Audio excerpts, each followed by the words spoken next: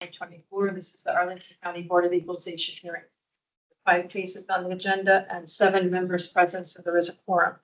First case, it is RPC 2300711G on South Oakland Street. Mr. Slovisi, you can start with your 8 minutes and tell us about this property, sir. Okay. Good morning. My name is Stephen Slovisi. I'll be presenting on behalf of Suzanne Ross here. So this property is a multi-lot office building or office slash commercial building located in off of 46 South Glebe Street and Arlington, kind of close to Arlington Boulevard. The current assessment is $7,051,400. We are requesting a value of $5,883,600, which is a difference of $1,217,800. Our main argument for this property is just basically we utilize actual gross potential income on our petitioner's analysis for the pro forma. The actual reported calendar year from the I&E statement. So we utilized an office rent amount of $469,166 as opposed to the assessor's $524,056. We utilize actual retail rents collected at this property with a value of $286,555, and we utilize actual other income reported at this property with a value of $43,413, which gives us a gross effective income of $755,721 as opposed to the assessor's $867,829. We just believe this is more indicative of the actual performance of the property. And when you put this out in an open market, that's what we're looking for in terms of a fair market price. We utilize the assessor's cap rate of 7.45%, as well as the vacancy utilized. We believe that this is a fair vacancy, and we believe the cap rate to be fair. While the expenses reported on the I&E survey were high, they do fall within the 2024 guidelines. So we utilized actual expenses at $9.50, 35% of effective gross income, which comes to a value of $237,992. We're not contesting the land parcels, which consist of quite a few. So 230128, 230129, as well as 2301, 035, 039, 040, 041, 042. So we're contesting the parcels with improvement values on them. So 2301, 036, 037, 038, and 043. That is as an argument. Thank you. Okay, thank you. Ms. Roskin for the county, please. Thank you, board. Thank you, Stephen, for being here this morning. I want to start off first of all, I did inspect the interior and exterior of this property this year back in April, so I have very familiar with it. As you notice, I don't have a test column here or vision column. We feel that our January 1 column D, is well supported. But first, I would like to mention that column G2, this is the revision, the appellant. I sent Ms. Ross an email and asked her if she could check the numbers that she used. And in an email, she did correct them. So column G2 is her corrected proposal for a value of the $6,352,200. It was simply her GPI was not adding up correctly. That's all. Okay, so when we look at the rent roll, I did a rent roll analysis and reviewed the average office rent and the average retail rent that was being generated for the operating year 2023. And it actually is much higher than what we used for the January 1 assessment, by roughly $1.50 on the retail side, and on the office side, about roughly $3 on the office side. So our projected gross income is lower than what they reported. When you even now, yes, our pass-through is a little bit higher than what they reported. However, when we apply the 12% stabilized vacancy rate, you can see that the EGI in column D, which is the original assessment, is lower than what's being reported for the year 2023. And then as we move down to the expenses, our original expenses that we used is actually more than what they reported for the 2023. And in fact, it's more than the 2022, what was used. So essentially, our original January 1 NOI is less than what's being reported for the 2023. I am open for questions. If you have any questions, need explanation for the reconstructed values for operating years 2020 and 21. However, I'm done for the moment. Okay, thank you both. Questions from board members? No? Okay, Ms. Ruskin, any final comments? No, ma'am. Okay, Mr. Sylvester, any final comments? No, ma'am. And I didn't mention that Mr. Lawson is recused on this. Just realized that. Failed to do that. So, okay, it's just among the board members. Go ahead. You know, I thought the vacancy and collections were generous, introduced by the department, and the NOI was a little bit lower. I mean, this is a fairly stable building. A lot of people know about it. It's not plush, but it's reliable. And I was surprised that at the bottom line, the evaluation went up 5% in a county where office buildings don't go up, but the numbers don't lie. I thought the constituent parts were perfectly reasonable. But I agree. I think, based on the performance of 2022, I'm surprised that it didn't go up more.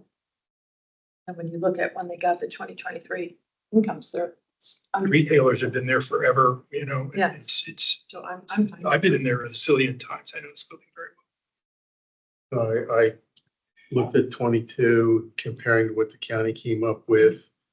I think they were reasonable. In 23, look that direction. They're the county's. I think the county's good, and I don't think that proved that they're wrong. So I have to go. I go with the county on that. Right, then I will move to confirm the county. Do I have a second? I'll second. Mr. Gates, all in favor? Aye, opposed. It's unanimous. The county is confirmed at $7,051,400. Thank you, folks. Thank you. Thank you. We have Mr. Chief and Mr. Conklin. Here we go, and Mr. Lawson is back with us. Okay, next case on the agenda is RPC 1401300 46 Washington Boulevard. Mr. Conklin, you can start with the agreements and council properties. I'm sorry, I couldn't hear you at all. This is case number 249? Yes, it is. Okay, thank you. Good morning, everyone. Hope everyone's doing well. The case at hand is 4650 Washington Boulevard. It's a multifamily high-rise building with 344 units. It was built in about 1990.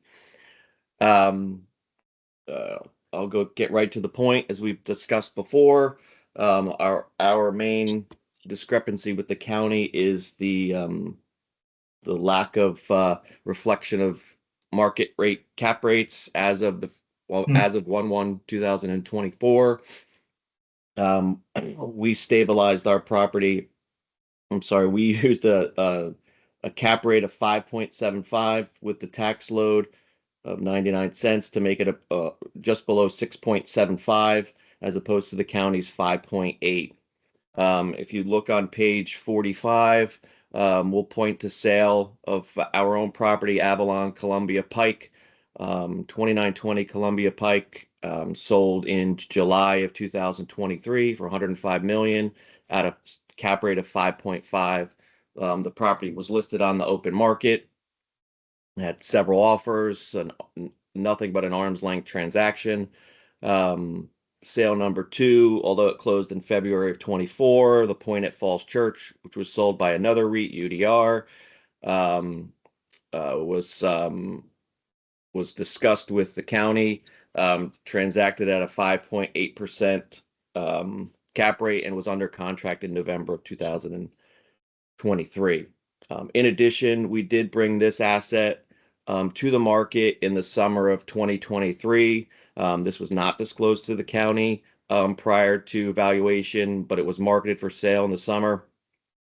It had 4 written offers between 110 million and 120 million, and 6 verbal offers between 105 and 117. The summary of those offers are on the following page. I'd appreciate it if no one states the names of the potential buyers in that case. Not that you were going to, but just in case. The presented offers had cap rates between on an unloaded basis 5.75 and 6.5. So if you add the tax load, that's 6.75 and 7.5. We feel that the county, in addition to these transactions, obviously there's plenty of materials out there that have shown that the cap rates for apartment buildings have spiked between 100 and 150 basis points since the Fed started increasing interest rates back in March of 2021. 22, sorry. So I think that there was plenty of time over a year and a half to 2 years for the county to recognize that apartments and cap rates in general have increased significantly, for them to reflect them in their assessments and in their assessment models. I think they've failed to do that. Our assessment for 2023 was $115 million and change, and for 2024 was $129,243,700. We're requesting $115,116,000. Our NOI did spike back up, which was great after the pandemic. So we're not shying away from that, but cap rates have certainly shot up as well, and the county has failed to reflect that. Thank you. Okay. Thank you. Mr. Chicas for the county, please. Yes, ma'am. Good morning, board members. Good morning, Mr. Conklin. Hey. Primarily, we're going to rely upon the summary sheet. I believe it's on page 3.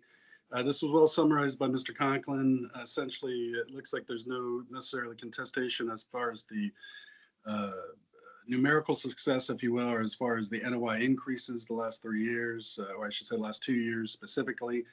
As you can see on the sheet, we are not only below what the appellant suggested, we're below what was reported for the last year. And significantly so. It looks like over 300 and some thousand below GPI, over 150,000 below EGI. We overestimated OPEX by over almost 180,000, which led to an underestimation of NOI by 338,000. Significant underestimations. We've talked fairly extensively about what's going on with cap rates. I'm going to ask Deidre to display the sheet, the sales sheet that we've relied upon. You've seen it already this year, but I think this can illustrate a little bit more as far as what we're working with. When we're looking at the sale, and nobody denies the sale that Mr. Conklin's speaking of, it's in the second bracket from the top. You'll see these are bracketed by year. The top will, of course, be those that are occurring right now in 2024. The second bracket are those that settled in 2023. Third down is 2022, and then 2021. You can see on the right-hand column, the column marked ASR, that's for assessment to sale ratio. What we've been hearing a lot about is the Jasper Columbia Pike sale, which you can see registers at 112% of ASR, meaning that we're essentially 12%, our assessment was 12% higher than the sale price achieved. When you look at the other sales that occurred last year, you'll see one that of course stands out at 188%. We'll talk about that more as that comes out. This was a site plan sale, which we believe was constrained by a lease for a Arlington County Community High School. So not quite reflective of market value per se. We do look at the other sales, and I believe Mr. Conklin has noted these are not what you would call institutional grade sales, but at the same point, this is what sold in the county. It's no, we're not trying to hide anything. It's just that is what sold. You can see obviously there was a slowdown in 2023, but when you look at the years prior, 2022 was robust. I believe it was 13 sales, 21, and I think it was another 9 sales, none of which approached 100% of ASR. So when we look again at 2023, we can see that the average for that year to include the 188% sale showed an average ASR of 107%. If we did take that one, just the 188% out, which again, we believe is not a sign of market value, because again, it was a site plan that was again constrained by a lease that cannot be kicked out from our understanding. You take out the 188%, even including the Jasper sale of 112%, by including the other 3, you have an average ASR of 86%. You can see that's continuing into 2024. We made mention a couple of times about Crescent Falls Church, which you can see there again, sold at 120% of ASR. That's one of 6 sales we've seen recorded so far in 2024. Vast majority of which are below not only 90%, below 80%. So what this tells you is that when we see this one sale that there's been even if you include the Crescent Falls Church, which occurred in February of this year, and there's the drive or the request to increase cap rates, you can see what the effect would be for a vast majority of the apartments that are already below market value. If you were to increase cap rates, all of these sales that are showing ASRs below 100 would only go lower. That's the effect of mass appraisal when you make one cap rate change for multiple properties. We've made the call that we've been fairly consistent and fairly prudent in our changes. That is true. But at the same point, with very few data points to choose from last year, we felt that 10 basis points increase was prudent and in line with what we saw in the marketplace. We pointed out as well that we've had market surveys that, yes, we are in the low end of, but we are absolutely within that survey range. We feel that that change was, again, prudent based on the sales we have. We already know we'll have more sales in 2024 to examine and analyze as far as more information, data points. But what you've seen shows that, again, that for a vast majority of our properties, we are undervalued. Going back to the summary sheet, again, we believe that based on the use that are indicated here, the 4%, more than 4% under projection on NOI, the 8% over projection on operating expense, and the almost 3% under projection on gross potential indicates that, again, we are at a fair market value. We believe that the county should be confirmed at $129,243,700. Thank you. Okay, thank you both. Questions from board members? Tremendous. Yeah, for the county, I'm just wondering why the county's numbers on almost everything. I missed that, sir. Could you repeat? Yeah, sure. So I'm just wondering why on the 2024 assessment, the county's numbers were lower on like GPI, EGI, NOI than the 2023 INE. Well, we received the 2023 INE sometime in March or April of this year. So the 2024 is the projection based off the previous 3 years that we have. Right, okay, makes sense. Mr. Metzger? I have a question for the department. A variety of numbers, but I'll pick only on vacancy and concessions. This property did pretty well in 2023 versus the prior couple of years. But the prior couple of years showed vacancy and concessions more than double the guideline rate. My question simply is about historically, about how much higher than the guidelines for, again, vacancy and concessions, would you abandon the guidelines and up the allowance for that? So normally, sir, we really only make exceptions for those properties that are receiving chronic vacancy, and those would generally be ones that are in lease up. If they're having issues filling up after a year, again, I would remind the board, we do make lease, the initial year lease up deduction. But as far as if this was something market induced, I don't have an exact answer for you, but we would obviously look to stabilize that number, because while we use guideline vacancy, we can, of course, adjust the gross potential to get to a stabilized effective gross. In essence, it's got to be something observable about the property that it is chronic problem versus, well, it was a little bit weak over the last couple of years. Absolutely. Generically. Okay, thanks a lot. Yeah, for the county last year, what cap rate was used last year? Last year would have been 5.7%, sir. 5.7. Yeah, so for the appellant, I guess page 46, you've got that snapshot of the summary of offers. Can you explain where that was in the process for those initial offers? Is it still on the market? They're rolling collections. This is like one point in time. Are these best and final? Did they pull it from the market after this? Like just anything you know. It is Yeah. currently not on the market. After receiving the initial round of offers, I think we probably reviewed them, I don't have the exact time frame, but I'd say a month or two. So that would have brought us to September, October, let's say. And then at that time, the decision was made not to put it back, not to keep it on the market. I would say that, as I said, it's not currently on the market. I wouldn't say there's no chance that it doesn't go back on the market sometime in 24, 25. Because it is on, we have assets that we look at to dispose of. So I wouldn't say it's never going to be sold, but at this point, it doesn't look like we're gonna have it on the market anytime soon. Does that answer your question? Yeah, I was just, where I'm coming from is at the bottom, it says pending, and then there's a number of pending offers with nothing on it. So I just was wondering if those were going to be due at some point later Oh on. no, this is done. This was from all So it's out. this spreadsheet was from August. It's done. Yeah. Okay. Yeah, sorry. Cool. Any final questions? Okay, Mr. Chikas, have you take a minute to wrap up, sir?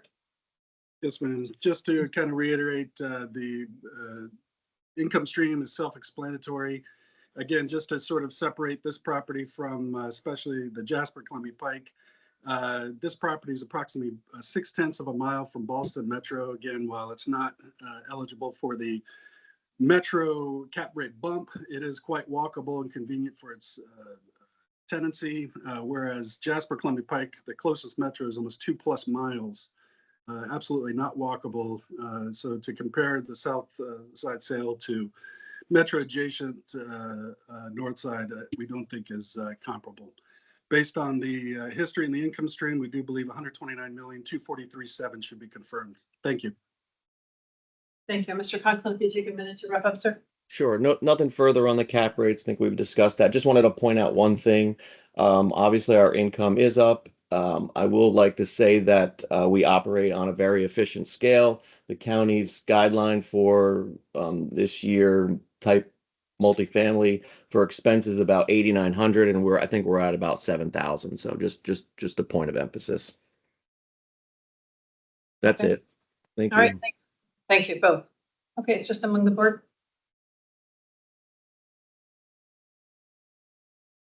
Sure. I mean, I don't want to blow up their offer matrix, so I'm not going to talk too specifically, but I think that's initial offers, and they usually come up a little bit from there. Maybe not to where the county has it, but my gut is this is probably $125 million property at the end of the day if they took this thing. So it's a little lower, maybe about 5% lower than where the county's at, which would still be a, I don't know, 7% increase from last year. It's not super Do you have specifics scientific on that? No. Yeah, just but it's like, I operative mean, word gut. yeah, Yeah. it's like, you know, where when the sales process starts, you can kind of get a sense of the range of where it's going to land if they take it through. That's where I think. On page 2, Mr. Cheekas talks about how if he had done a test, these are my interpretation of what he put on, you know, we're low on this and low on that, high on that. The test would have blown it up way higher, the evaluation. So why bother? I mean, why waste his finger pads on a calculator? And I agree. So clearly this project did well, as I had mentioned before in my question. But I asked the question because historically they had to give a lot away in order to get a tenancy up there, and not in 2023. We talk a lot about trends though, and Mr. Cheekas answered my question. There's nothing fundamentally odd about this such that the department should abandon the guideline, but nonetheless, there's a trend here of way over double the guideline, except for the most current year. So I just for the fun of it, I went with column F, vacancy and concessions 8 and not 6% guideline, and came up with a valuation a little bit less than $3 million less than it is valued. I don't know that I'm, based on Mr. Cheekas' response to vacancy and how they use guidelines and abandon them in only specific cases. I'm not so sure I'm hard over on this, but I wanted you to know that it seems that maybe it's warranted here because it is a little bit off. It's on a busy intersection, Washington and Glebe, and it's a very nice property, and I've had clients who live there and like it a lot, but it's still, it's hard to get out of the parking lot because there's always traffic. So if anybody has thoughts on that, just bumping it up a bit, I'd like to hear it. All right, Mr. Venerando? I mean, I respect Greg's gut feeling as far as the value, but I think I agree with the chief. I think all the numbers are really underestimated, and the expenses are overestimated. Yeah. And based on that, I don't really think that we should. I mean, I don't see how making any future adjustments to justify this. If the other numbers were close enough, I would. I think that $320,000 in GPI underestimated. Real money. I'm okay with it. No, I mean, but what was your final NOI? Because it's Final NOI was $7,336,600. Yeah, I didn't round there. I went all the way no, down. that's fine. I mean, but I lean towards what Mr. Pepper was saying. Oh, Mr. Awesome. Yeah, I'll share a couple of thoughts. The soothsayers that I've been interacting with think interest rates are going to soon go down. And so I think they held off the sale with the anticipation and the hope that interest rates will go back down. Just for the heck of it, I did a bunch of calculations. One of them I did was, I said, okay, I'll split the difference on the cap rate and use the operating year. And Greg, I ended up at 124,363, 900. I think that two things have happened here. I think cap rates have changed, but I also think that the market for for this type of product, the rental, I think that's gone up a lot, and so I think it's gone up, but not quite as far as the county put it. I think it should be in the range of the 125. No, I'm fine with where it is. I start usually looking at what the county came up with and comparing it to the 22 to see, just trying to feel how they came about their numbers. Other than the vacancy, I think they're generous looking at 22. Then you get the I&E and you're thinking, wow, they really outperformed 22. And I have no reason to think this building wouldn't continue to do that. Keep getting better. I think the county's fine. I don't agree with the appellant on the cap rate issue. You don't, or you do? No. Don't. Yeah, originally I saw it went up 11, almost 12%. And that seemed kind of high, but Yeah. looking at the numbers, I mean, it's done well. The county was even low on some of their estimations, so I'm looking at the county. We would make a motion. I move that we go from this session. 129,243 fair. Mendes, all in favor? Aye. Opposed? 5-2, and then Mr. Lawson. Mr. Hush. The county is confirmed at 129,243,700.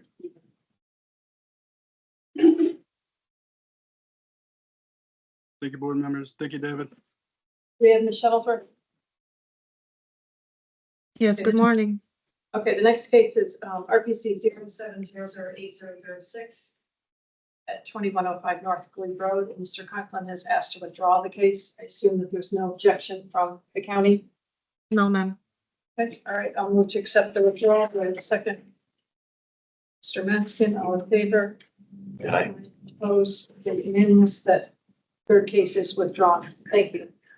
Thank you. Have a good day. Happy 4th of July. Thanks. Thank you. Okay, we have Mr. Peralta and we have Mr. Warren.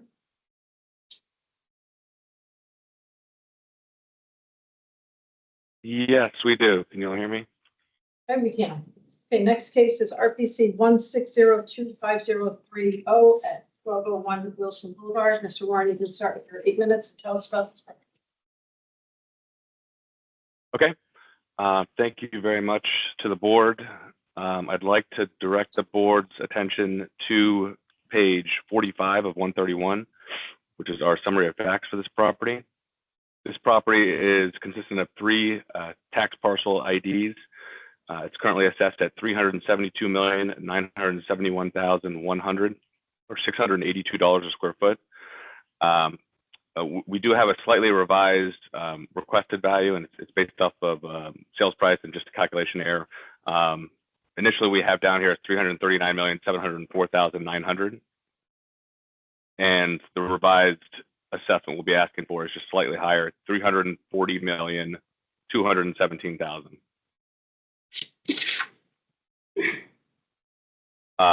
The subject property is a 31-story office building that was originally built in 2017. It contains 534,000 square feet of leasable square footage, and the property is in close proximity to the Roslyn Metro Station.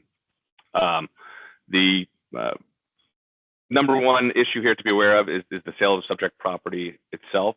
The property sold in February of this year for a total of $340,217,000.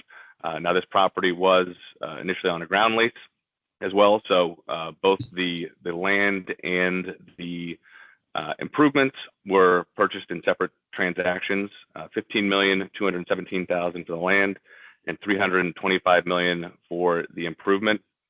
On page 46 of 131, where we detail the sale, we did indicate that the $325 million was inclusive of an observation deck. Now, in fact, that was not the case. So it was just for the building, not including the observation deck. The observation deck is a public easement through the county. Now, there are plans, and both the appellant, myself, as well as Mr. Peralta have indicated the plans of the current owner to purchase the observation deck from the county for a total of $13.9 million. As of the valuation date, that transaction had not been finalized.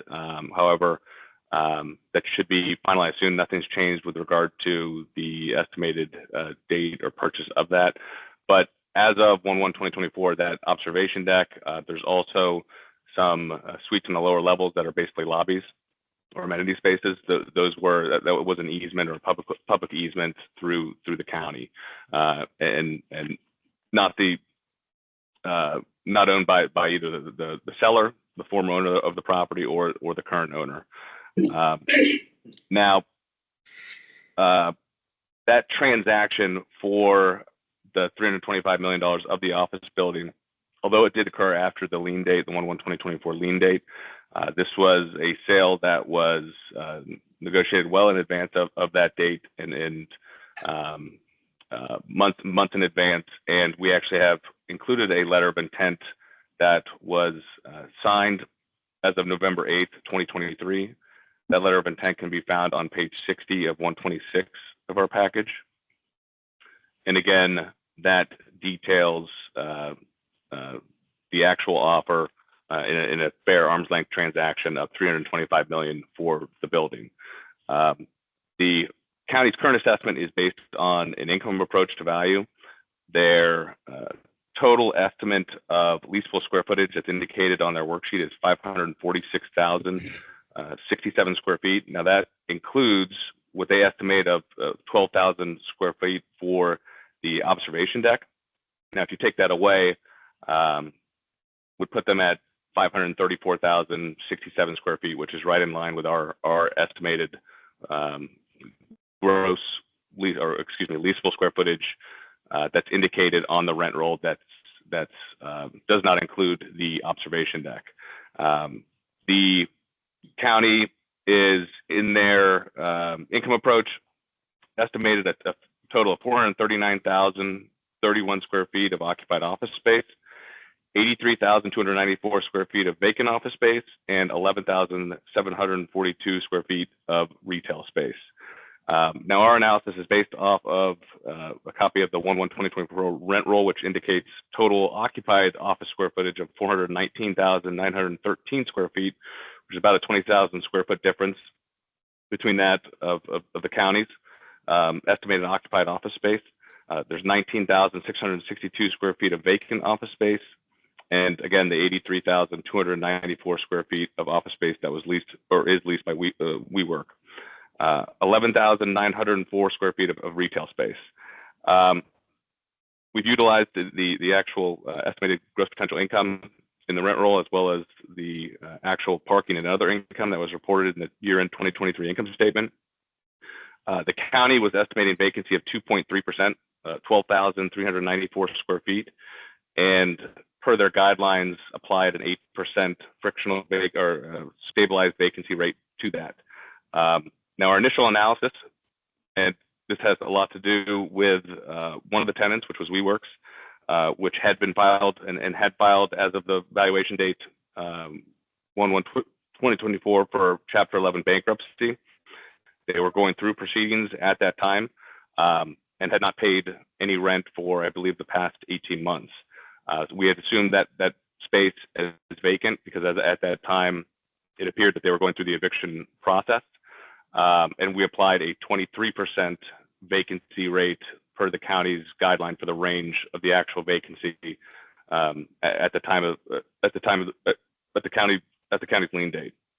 Now, WeWorks, and you'll see in the county's response, they've cited a number of articles that they are now out of bankruptcy, that they had paid back all the rent, and as well as the rent that was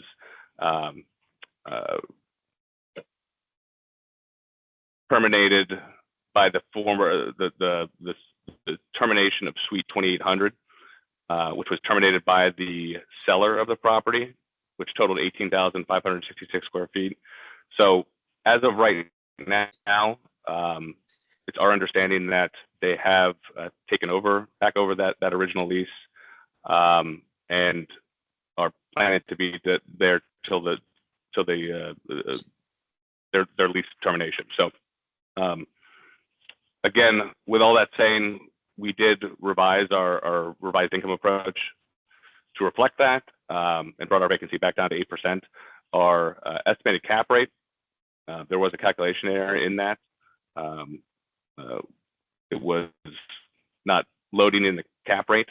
And then with that, and with those changes made, our revised income approach value is coming in very, very close to our original income approach value that was submitted, which was $338,995,000 100. The county, in their analysis, if you look at the summary, the summary income. What? Your time is up, so could you just wrap up, please? Yes. So if you look at the actual sales price, again, it was negotiated well in advance of the 2024 lien date.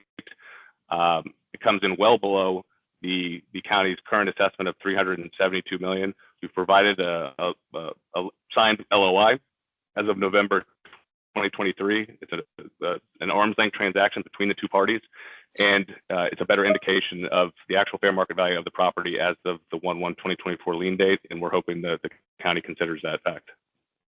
Okay, thank you. Mr. Peralta for the county, please. Yes, thank you. For this property, we did see that the property transacted after the analysis period. I believe Mr. Warren stated it was February of this year. So that's indicative of, we would use that for the guidelines for next year, although that sale did occur, after the analysis period. So looking at the history and the information we had prior to valuing the property for 2024, you see that the property was increasing in NOI year over year until in 2023, there was a figure that was reported that was similar to 2022's net operating income. And partly we could attribute that to the situation that was happening at the time of the sale, where WeWork was a tenant that didn't pay and was in arrears. Since the sale of the property, and the county feels that this tenant may have an impact on that sale price, given that the situation at the time of sale was where the WeWork wasn't paying the rent at the time.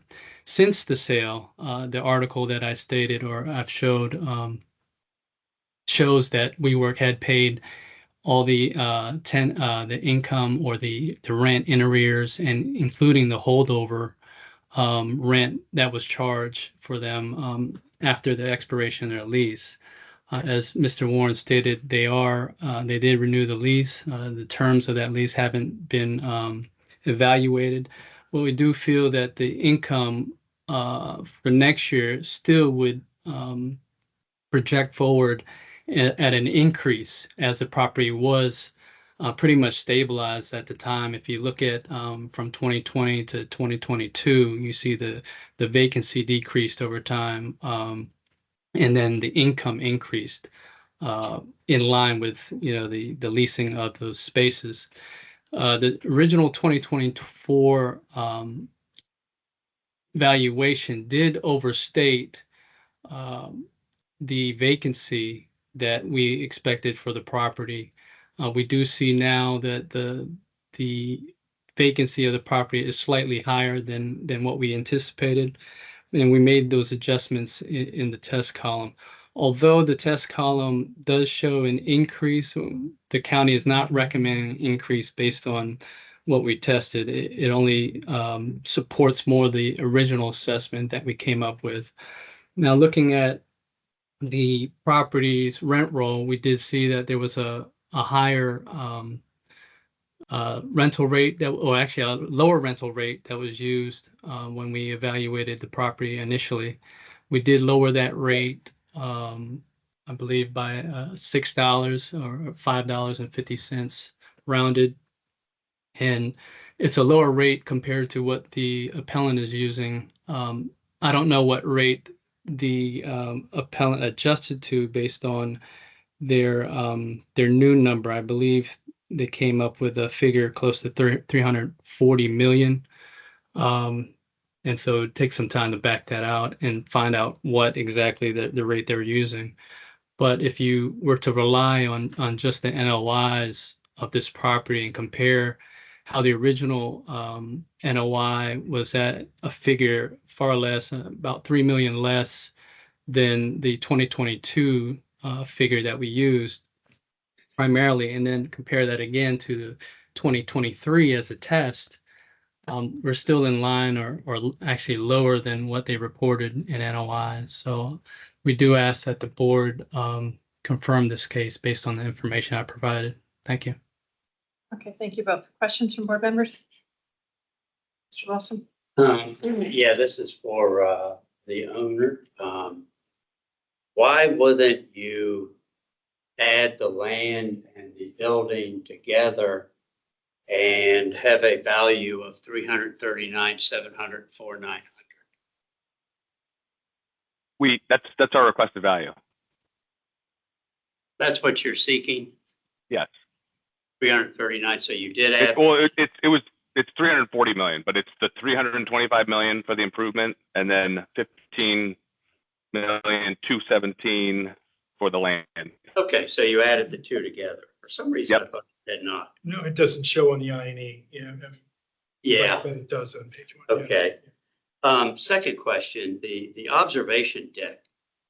The owner is getting rid of that, I guess, by paying the county 13,900,000 something.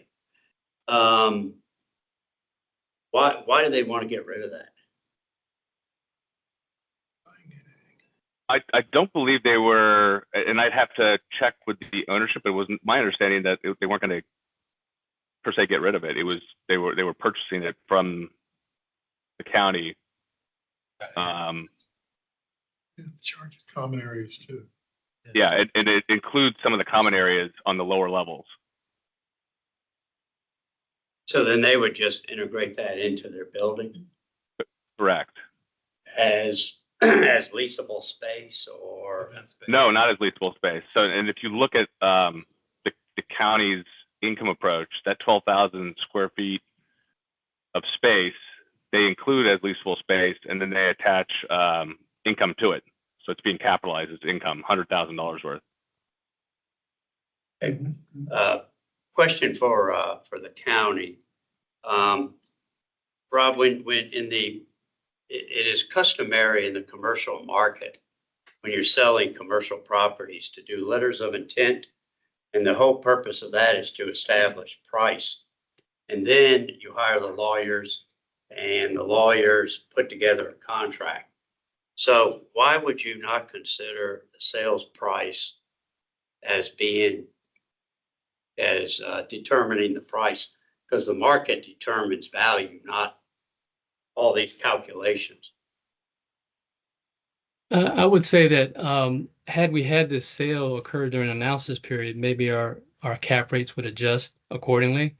And this is definitely a sale that we would use going forward. I think it's a good sale with, some issues with WeWork. So again, I would lean on, there were some issues with the tenancy and the property. It may have affected the sales price, but the letters of intent are just, not solid information that we would rely on to answer your question. We rely more on the sales. Sure. For the department, you want to use the results of column D because it's less than your test. So I want to stay on column D and look at specifically row 1A, titled WeWork, column D. I don't understand. It says in between columns D and E, it says $21 a square foot at 1,750,000 or so square feet. There's something, whereas in column F, WeWork space is $51 a square foot. Could you explain that? That information between D and E and row 1A? Are there typos or something? I think what happened is the 1,749,000 is an override value. If you look at the worksheet on page 10, that rate, $21, is actually the square footage, to answer your question, that we had is 83,294 square feet. 84,000. 83,294. Which is what you have in your write-up, yeah. So and it's 20. They were really paying $21, and now they're paying $51. This per square foot. Per square foot. In column F, it's $51. The appellant has in column G, in essence, $51. But in column, it's only 21. It's a huge disconnect. I'm trying to figure out, again, since you want to use column D, I want to know what the constituent parts are. I think it should have been labeled better. I do apologize, but that is traditionally, that line item is traditionally the vacant office line or row. So $51 a square foot represents the per square foot for the vacant office space. So it's not WeWork. It's not the WeWork line item. I do apologize for that. It should have been where the appellant has in 2B 1.3 for the vacant square footage. 2B is all just zeros, blanks, except for All the way across to the appellant's column G. Yeah. Right. So the difference there is we're using a larger amount of square foot, and that is actually accounting for, I believe, some rents that were, I'm sorry, some tenants that were to vacate. So we're using a larger amount of vacant square footage, 38,869 versus the 19,662 square feet that the rent roll reported. All right, thanks. Other questions? Mr. Mendez? Yeah, for the appellate, were there multiple bids that were received, and when was the LOI signed? LOI was signed in November 8th of 2023. I do not have information on if there were other bids. Thank you. Mr. Yates?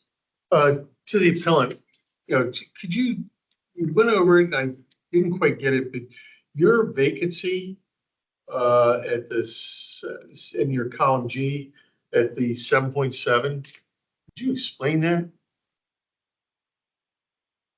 Vacancy, yes.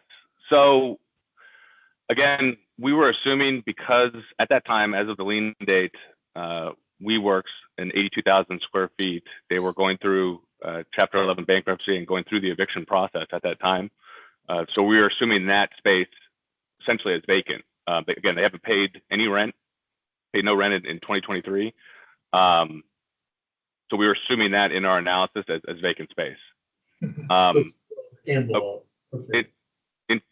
And I was just going to say in quick response, I know you see in column G that we have a much higher WeWorks GPI, and the county is much less, but it's important to consider the fact that, again, they were not able to pay any rent at all. And if you look at the actual reporting for 22 and 23, it has a significant amount of lost rent and concessions that are not being considered at all by the county. I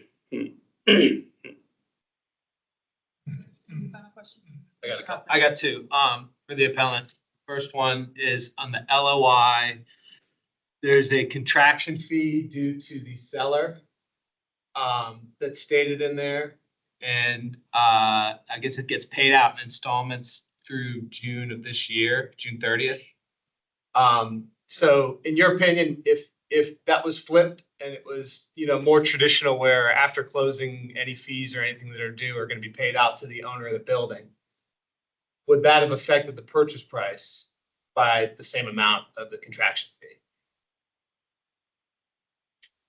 I don't want to get into too many details about the actual sale itself or the letter of intent and how not the sale itself, but how the deal was structured, because I, again, wasn't privy to a bunch of that information.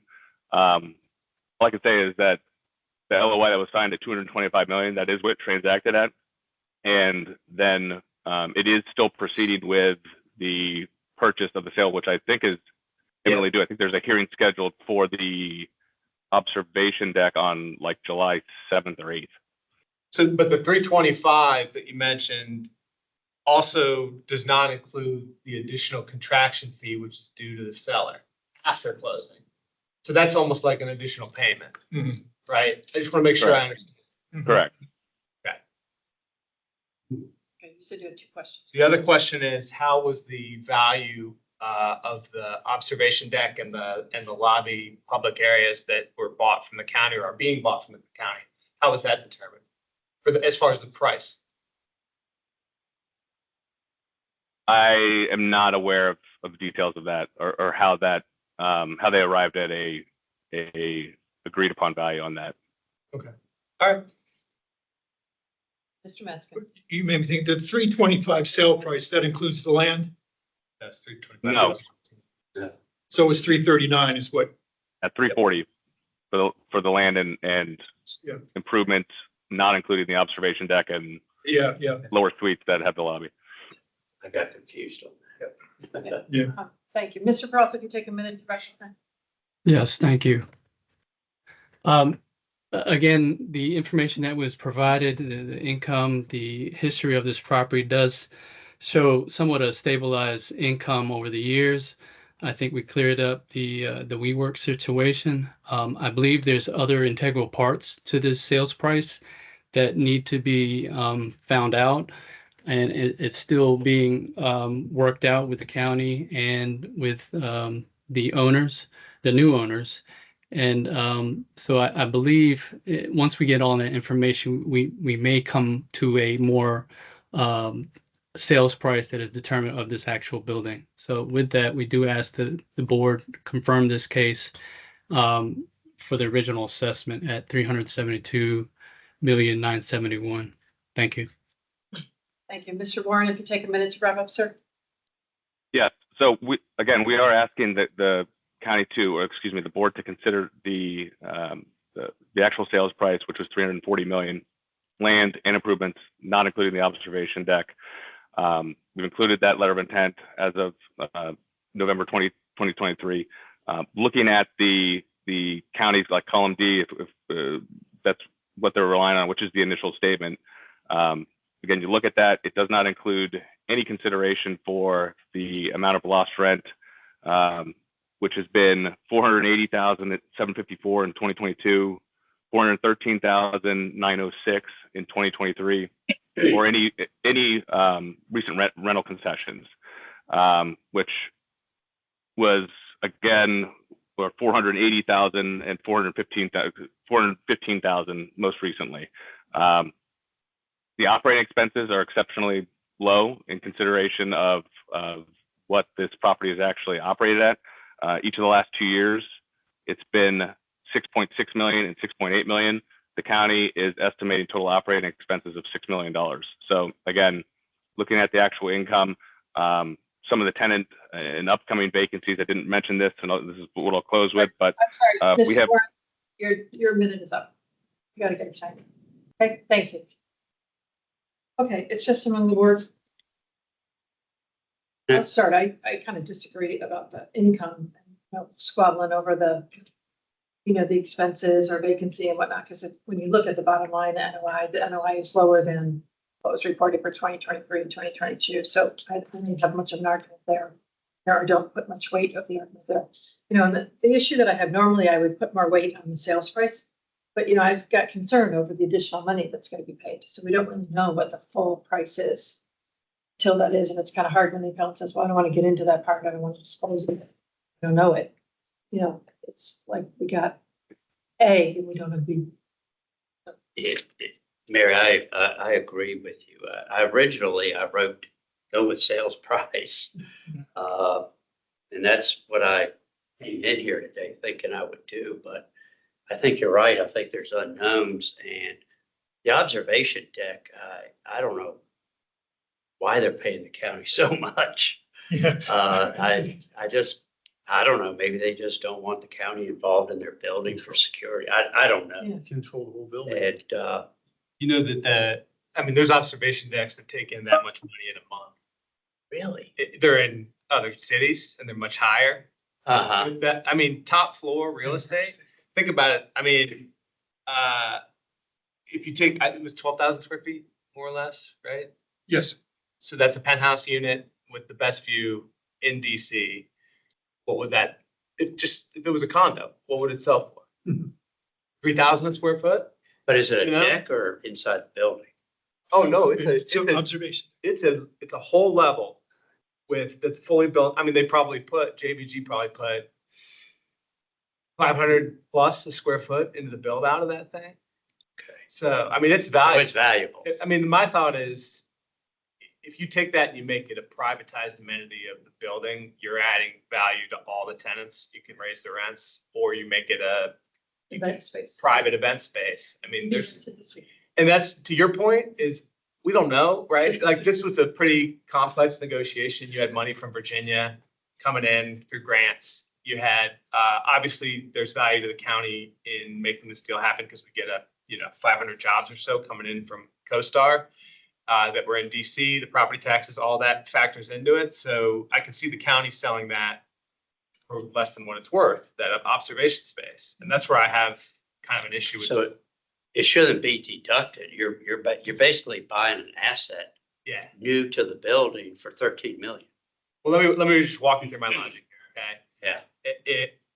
If the price in the LOI was or the final closing price was 340 due from buyer, right? Plus there's 10 million that's coming later. That's really 350, right? Now you've got this observation deck transaction where we don't know what the value is. We know what the price is currently. Right. In an agreement is 13.9 with the county. Maybe that changes due to an appraisal prior to closing or whatever. Maybe it goes down, maybe it goes up, maybe it stays the same. But I don't know if that's worth $50 million, right? It's like, what's the observation deck worth at 30 Rock in New York City, right? Yeah. I mean, I think that's $1 billion observation deck. So I just don't know enough to take it down. So I think there's some value there that they've created through this transaction that we haven't fully realized. And it's not going to be like the value is exactly what the price they paid for it. We'll learn more in the because there was future. potential there. Yeah, what they paid for it. So I would revert to the county, which has got a pretty significant reduction from Right. 2023. Right, and it's lower, like I said, than 2022. Yes. I would like to add that the letter of intent is not a sale, and it's a good indication, but it's not a real thing. They disappear all the time for very good reasons.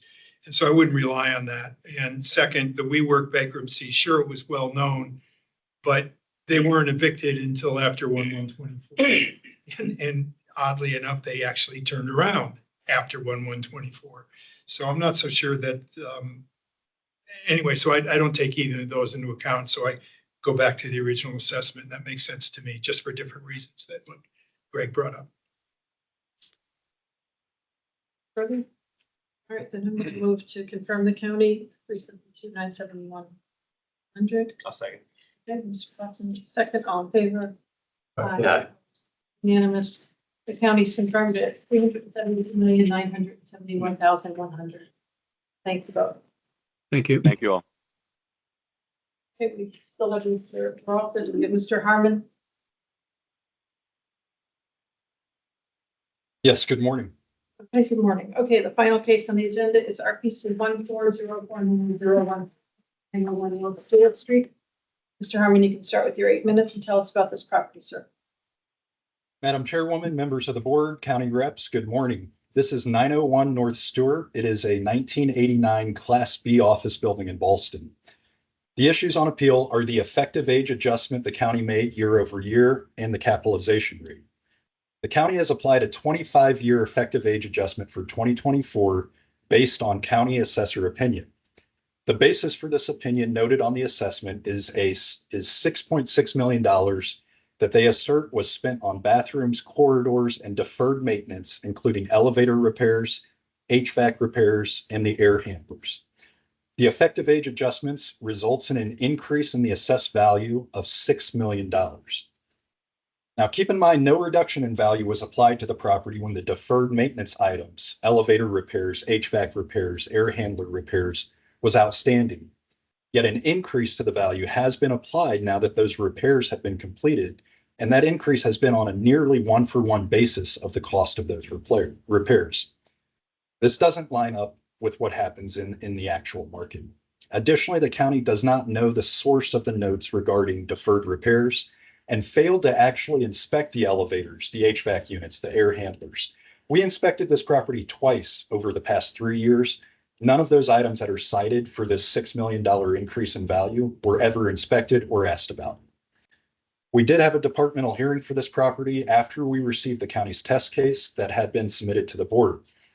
I met with Mr. Peralta 2 weeks ago and was able to discuss both our pro forma and the county's test column. Two major items emerged from this hearing. First, I requested a copy of the county's cap rate analysis. I followed up this verbal request with an email request. To date, no analysis has been provided. These latest requests are in addition to prior written requests at the beginning of the year, a Freedom of Information Act request as well for the county's cap rate analysis, all of which has yielded no results. At this point, it's safe to say the county does not have cap rate analysis to provide, and I'm assuming we'll hear today as to how they determine cap rates. Second, I asked the county if the county's test column adhered to county guideline assessment methodology. No answer was provided at the hearing, and no response was provided to the same question asked after the hearing via email.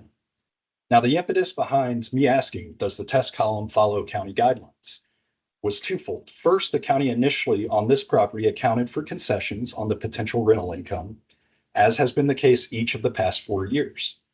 Then on the test column, the county removed any deduction for concessions.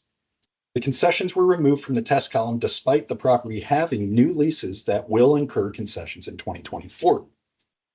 So this was a bit of change of methodology midstream. As you can see at this property, concessions have averaged $1 million per year over the past 4 years.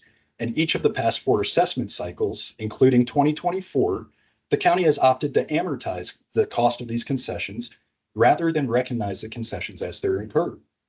This has been the county's methodology and continues to be the methodology employed by the assessment, yet it was changed for the test column for reasons the county could not articulate at this hearing, and despite concessions continuing into 2024. The second reason for asking if the test column adheres to county assessment methodology is that the appeal clearly states that 2023 I&E includes asset management income. Asset management income is textbook, generally accepted appraisal practice, not allowable as income for a property. Same with asset management fee expense. That's not includable as income or expenses for a specific property. The appeal clearly stated that, the I&E stated that, yet the test column includes that as income. Based on these methodology changes from the initial assessment to the test column, it appears the county's test columns are not an independent review of the property with better information. Rather, the test columns are an attempt to anchor the board's expectations higher and by comparison make the assessment look more reasonable.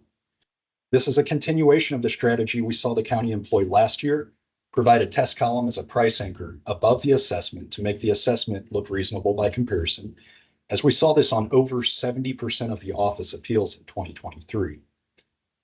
When we compare the price anchor strategy to what actually has happened in the market, we see that every single market sale comp in the county from mid-2022 to present, over 2 years now, has been well below the assessment for that property.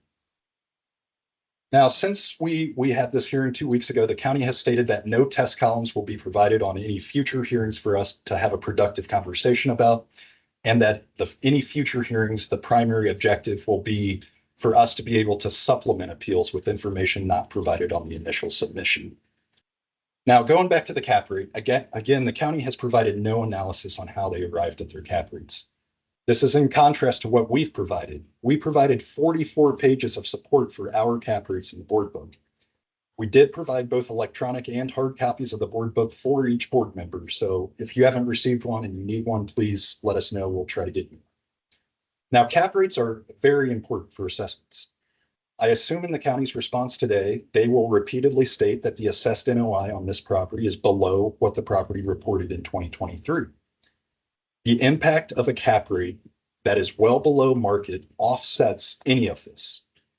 To illustrate this point, let's look at a sale comp just 3 blocks away, 4601 Fairfax. A sale comp from August of 2023 that, again, 3 blocks away from this property. The current assessment for that property is 165% of the sale price. That current assessment, again, 165% of the sale price, imputes an NOI that is $2 million below what the property reported in 2022. Yet the assessment is still 165% of the sale price because the cap rates are way too low. If you miss on the cap rate by a wide margin, as the county has, it doesn't matter if you come in at an NOI on the assessment that's below the actual. The assessment's still going to be well above market. This is what we've seen with market sales over the past 2 years. The county has been at an average of 125% when they assess those sales. So that sale comp, again, going back to it, it's a 1986 Class B office that was 60% occupied at sale. The subject is a 1989 Class B office. The sale comp sold for $102 per square foot.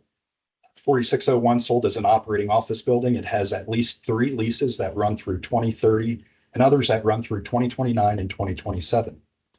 This fact pattern is the same scenario we saw last week with the Jasper, where the property sold for $105 million in 2023, was assessed for 2024 at $118 million, and upon review, the closest the county could get within current guideline cap rates was $112 million. The guideline cap rates are simply too low. It doesn't matter where the NOI comes in. If the cap rates are off by this much, you cannot capture the market. Now, looking at market surveys, the PwC institutional grade survey does provide an adjustment for non-institutional grade properties such as this one, adding the tax rate and 175 basis point increase for the non-institutional nature of this Class B 1989 building gets to a PwC cap rate range of 8.2 to 12%.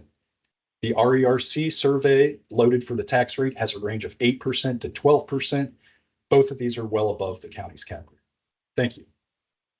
Okay, thank you. Mr. Peralta for the county, please. Yes, thank you.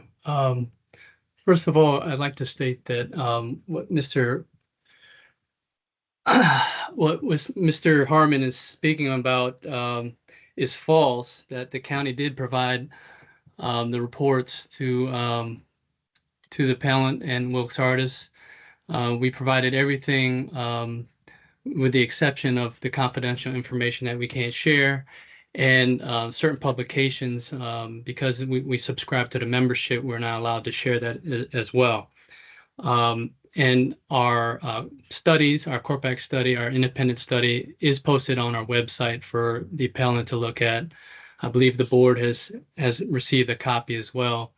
So just to give you a background of how we arrived at our guidelines, we did look at our resources, PwC, RERC, to give us a better understanding of more the regional market and what is that doing with respect to the office buildings in those regions. We did commission a third-party report, kind of fine-tuning those regional data points and bringing it more in line with the local market. The local market, when compared to Arlington, I believe the Fairfax market was at a slightly different range, if you will, with respect to the conclusions that were found in the Corpac study. So we took that information and we essentially found the range that was provided, and we made adjustments to our guidelines to be within that range while taking consideration certain markers that we feel should be applied to our guidelines. When we looked at the market, we did see that there was this push for properties that were not luxurious, but there was a push to those properties that were updated, amenitized. And so we did make that determination based on what we initially had in our guidelines to make a change of 50 basis points to those newer properties, and then provided more for those older properties that were, not as luxurious, if you will. We did, in addition to that, now keeping in mind that we stayed within that range, we did, in addition to that, provide a vacancy allowance more than what the average market vacancy was in the county. You'll see that we increased our guidelines in each subcategory by 3%. And by doing so, this is why you see the differences, the big differences in NOI that you'll see in all the cases that come before the board. Now, how does those guidelines apply to this property? So when you look at the history of this property, you see that over the years, the income is kind of all over the place, but in the last couple of years, you see the income increase from 22 to 2023. And when the county tested this information, that is why you see that there's a difference in income and with respect to per square foot from the original test to the original assessment to the test in column F, from D to F.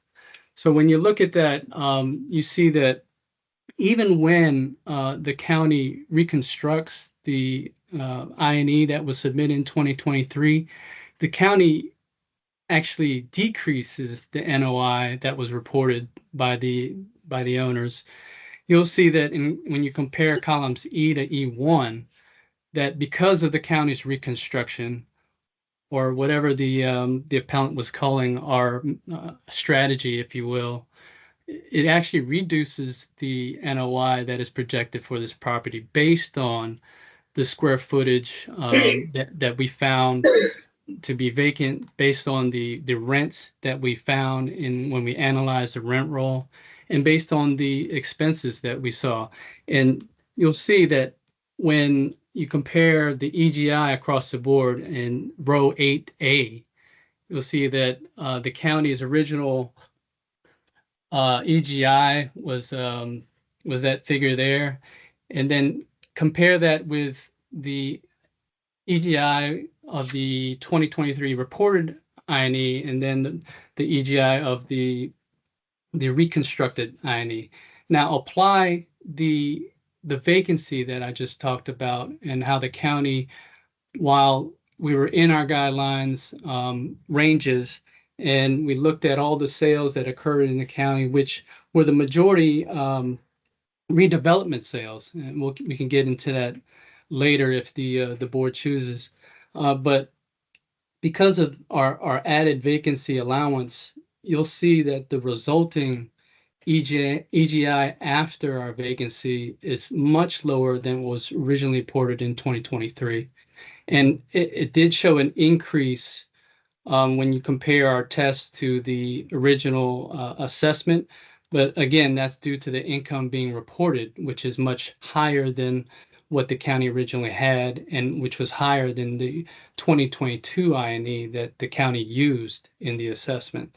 So going forward and looking at the expenses of the property, the expenses were captured almost dollar for dollar, if not more, than what was reported in the most recent 2023 I&E. And so the resulting outcome did show an increase, but the county is, asking the board to just confirm the original assessment, again, based on the information I provided, and we're open to questions. Thank you. Thank you both. Questions from the board members? Mr. Metz. This for the department. I'm sure I know the answer to this, but this to me is really important, so I want to make double sure. On page 2, under capitalization rate, under that DREA, you talk about upgrades that were made 4 to 5 years ago in fitness center in 2019, which is 4 to 5 years ago. What I understand is you didn't pick up any of this stuff until this year. So there has been improved building, but the assessments haven't reflected that over these last several years, right? Yes, that's correct. Okay, thanks. Yeah, just for Jordan, is there any known tenants that have vacated early or on long-term leases, sublease space on the market, anything that we should be aware of as far as the internal operations of the building? There are concessions continuing. We did confirm that with the owner. They had some new leases that we spoke to the county about, considering concessions to continue. As far as sublet space, I will have to check on that, or terminating early. I'm not aware off the top of my head, but I can certainly look into that. Yeah, I'm mainly just asking about the 4 or 5 big tenants that make up 60% of the occupancy through 2031. Because if there was a large chunk that was empty right now that they're paying on, but that they're on the sublease market, I'd like to be aware of that. We did inspect this, Mr. Hoffman. We inspected it last year, and it was just like most of the other office buildings in the county that we see, where it's sparsely occupied, not as many tenants actually using the space. So, there could very well be tenants who are leaving at the end of their lease, if not earlier. Is there any skip space in the building? Not that I'm aware of, but I did not ask that specific question. Mr. Lawson? And I don't recall seeing any on either of the two inspections we completed the past 3 years either. Okay. Mr. Lawson? Yeah, hey, Jordan, how is the parking income? How does that come about? So the parking income, they do have issues with the parking that they stated to us on both of these inspections. It's shared parking with the hotel. And so it's always an issue of, it's first come, first serve is my understanding based on our inspections. And so they do always have issues with, finding enough parking for their office tenants. So that is an issue. I don't know if that's the question that you asked, but that's the extent of my knowledge of the parking income. How do they charge? Do you know? I don't know. You mean monthly rates for tenants? Yeah, I don't know, like if Stable. someone goes in and gets a ticket, Visitors, yeah. Other Never questions? parked there. it's a mess. It's a Okay, terrible Mr. Cross, mess. if you take a minute to wrap up, please. Yes, thank you.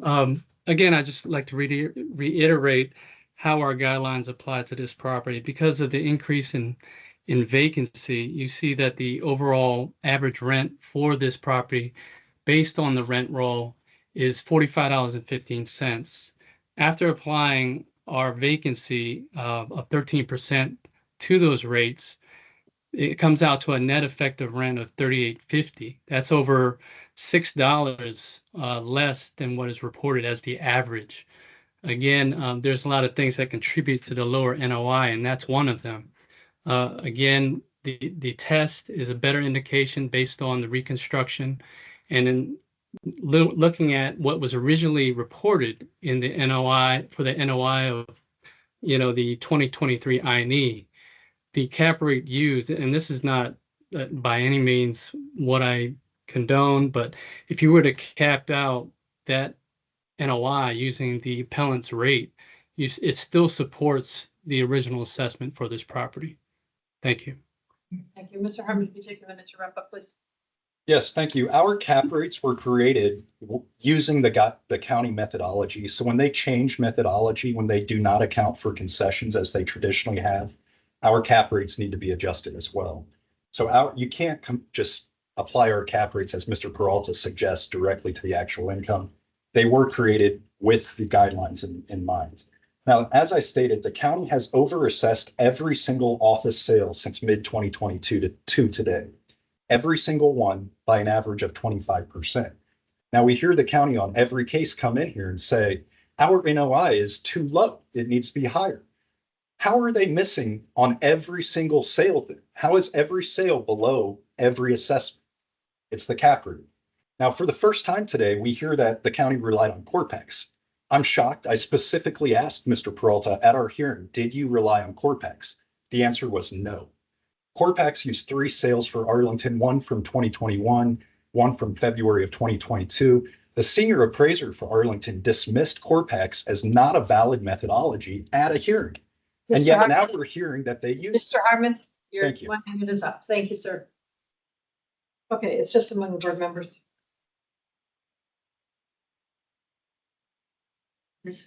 Cap rate. Same as the previous cases, I think the numbers. Even if you take the test column and you reduce or change the effective age of the building, that Mr. Harmon, that was the first point made, the effective age was increased, so the cap rates are lower. But even if you were to use a 1994 cap rate, the value still comes up to $95 million. So the assessment is pretty generous.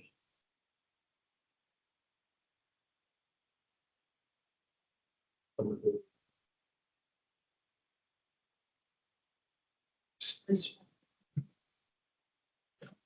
find it hard to believe that the appellant had no access until the other day the report that we got some weeks ago on how they reduced the cap rate. One side's, this is a reprise. I'm mumbling. This is a reprise of last year. Yeah, I mean, I think this one's kind of in a situation where it's got some pretty strong, big tenants that fill out the bulk of the building. So it would lend itself towards a lower cap rate than maybe a, 75% vacant, or where you've got a mix of, short-term leases. I mean, there's 60%. I mean, most of this building is leased out through 2031. I think the majority of it.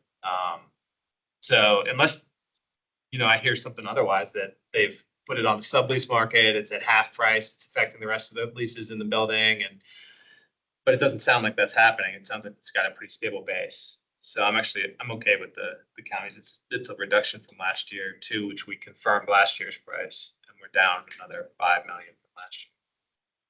And I struggle with on the appellant side here, we've got the lower NOI, and we want the higher cap rate. So it's kind of like almost overkill. I mean, I know the appellant said, oh, you can't do this, but just as a very simple test, I reported why gave him his cap rate. And it caps out at 94 million. I mean, so Makes sense. it's kind of taking you to income's lower, cap rate's higher. We're not gonna be the higher cap rate, but then let's base it on the actual income. And it ends up higher than where it's assessed at. So I'm good with the count. I'll just add this is a pretty high cap rate for a building that is, several buildings in one, and one feeds off the other: condo, hotel, office, retail, right on Metro. If everything was absolutely 100% provable, which it can't be by anybody, for cap rate wise, related to what the appellant's contention is, I would still lower the cap rate for this building. I mean, if everything they said was right, because it's just too. Oh, and because it has a stable tenant base of significant, impressive tenants, it still can't be this high. Yeah, as Greg said, it's a reduction. Yeah, I mean, this is the reason why the county invested to keep DARPA and NAPSI and everybody in Ballston, because then these buildings are filled up with all their contractors. Yeah, Detroit. That's exactly. So that's created value.